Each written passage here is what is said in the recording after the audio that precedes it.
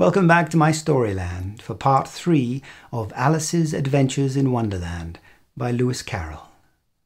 Are you ready? Then let's begin. Chapter 3, A Caucus-Race and a Long Tail. They were indeed a queer-looking party that assembled on the bank, the birds with draggled feathers, the animals with their fur clinging close to them, and all dripping wet, cross and uncomfortable. The first question, of course, was how to get dry again. They had a consultation about this, and after a few minutes it seemed quite natural to Alice to find herself talking familiarly with them, as if she had known them all her life. Indeed, she had quite a long argument with the Lory, who at last turned sulky and would only say, "I am older than you and must know better." And this Alice would not allow without knowing how old it was. And as the Lory positively refused to tell its age, there was no more to be said. At last the Mouse, who seemed to be a person of authority among them, called out, "Sit down, all of you, and listen to me. I'll soon make you dry enough." They all sat down at once in a large ring with the Mouse in the middle. Alice kept her eyes anxiously fixed on it, for she felt sure she would catch a bad cold if she did not get dry very soon. "Ahem," said the Mouse with an important air. "Are you all ready? This is the driest thing I know. Silence all around, if you please. William the Conqueror, whose cause was favoured by the Pope, was soon submitted to by the English, who wanted leaders and had been of late much accustomed to usurpation and conquest. Edwin and Morcar, the Earls of Mercia and Northumbria—" "Eh," said the Lory with a shiver. "I beg your pardon," said the Mouse, frowning, but very politely. "Did you speak?" "Not I," said the Lory hastily. "I thought you did," said the Mouse. "I proceed. Edwin and Morcar, the Earls of Mercia and Northumbria, declared for him, and even Stigand, the patriotic Archbishop of Canterbury, found it advisable—" "Found what?" said the Duck. "Found it," the Mouse replied rather crossly. "Of course you know what it means." "I know what it means well enough. When I find a thing," said the Duck, "it's generally a frog or a worm. The question is, what did the Archbishop find?" The Mouse did not notice this question, but hurriedly went on. "Found it advisable to go with Edgar Atheling to meet William and offer him the crown. William's conduct was at first moderate, but the insolence of his Normans— How are you getting on now, my dear?" it continued, turning to Alice as it spoke.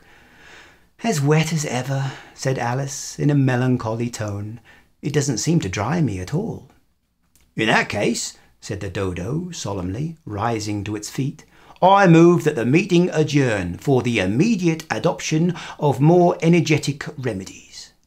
"Speak English," said the Eaglet. "I don't know the meaning of half those long words, and what's more, I don't believe you do either."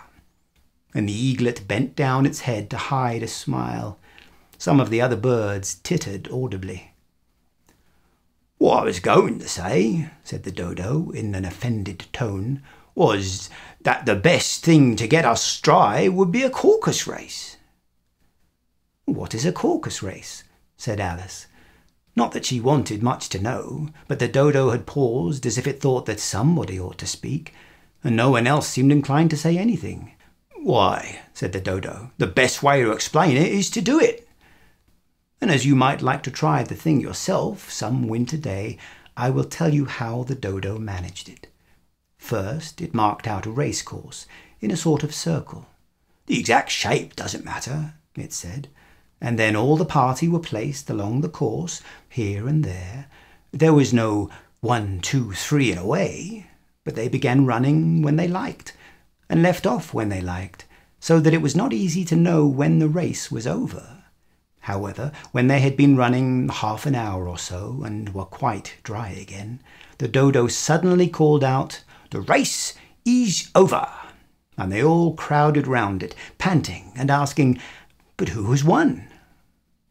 This question the Dodo could not answer without a great deal of thought, and it sat for a long time with one finger pressed upon its forehead, the position in which you usually see Shakespeare in pictures of him, while the rest waited in silence.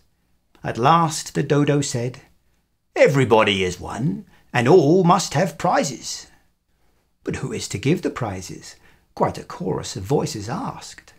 "Why, she, of course," said the Dodo, pointing to Alice with one finger, and the whole party at once crowded round her, calling out in a confused way, "Prizes! Prizes!" Alice had no idea what to do, and in despair she put her hand in her pocket and pulled out a box of comfits. Luckily the salt water had not got into it, and handed them round as prizes. There was exactly one apiece all round. "But she must have a prize herself, you know," said the Mouse. "Of course," the Dodo replied very gravely. "What else have you got in your pocket?" he went on, turning to Alice.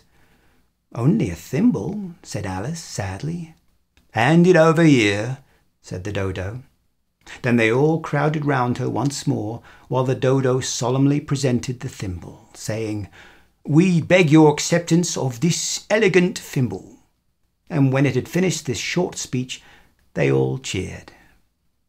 Alice thought the whole thing very absurd, but they all looked so grave that she did not dare to laugh, and, as she could not think of anything to say, she simply bowed and took the thimble, looking as solemn as she could. The next thing was to eat the comfits.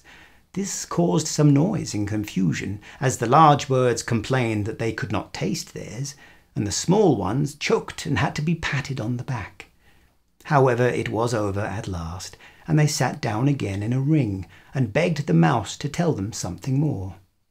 "You promised to tell me your history, you know," said Alice, "and why it is you hate C and D," she added in a whisper, half afraid that it would be offended again. "Mine is a long and a sad tale," said the Mouse, turning to Alice and sighing. "It is a long tale, certainly," said Alice, looking down with wonder at the Mouse's tail. "But why do you call it sad?" And she kept on puzzling about it while the Mouse was speaking, so that her idea of the tale was something like this. "Fury said to a mouse that he met in the house, 'Let us both go to law, I will prosecute you. Come, I'll take no denial, we must have a trial, for really this morning I've nothing to do.' Said the mouse to the cur, 'Such a trial, dear sir, with no jury or judge would be wasting our breath.' 'I'll be judge, I'll be jury,' said cunning old Fury. 'I'll try the whole cause and condemn you to death.'" "You are not attending," said the Mouse to Alice severely. "What are you thinking of?" "I beg your pardon," said Alice very humbly. "You had got to the fifth bend, I think?" "I had not," cried the Mouse sharply and very angrily. "Not?" said Alice, always ready to make herself useful and looking anxiously about her. "Oh, do let me help to undo it." "I shall do nothing of the sort," said the Mouse, getting up and walking away. "You insult me by talking such nonsense." "I didn't mean it," pleaded poor Alice. "But you're so easily offended, you know." The Mouse only growled in reply. "Oh, please come back and finish your story," Alice called after it, and the others all joined in chorus. "Yes, please do." But the Mouse only shook its head impatiently and walked a little quicker. "What a pity it wouldn't stay," sighed the Lory as soon as it was quite out of sight, and an old crab took the opportunity of saying to her daughter, "Ah, my dear, let this be a lesson to you never to lose your temper." "Hold your tongue, Ma," said the young crab a little snappishly. "You're enough to try the patience of an oyster." "I wish I had our Dina here, I know I do," said Alice aloud, addressing nobody in particular. "She'd soon fetch it back."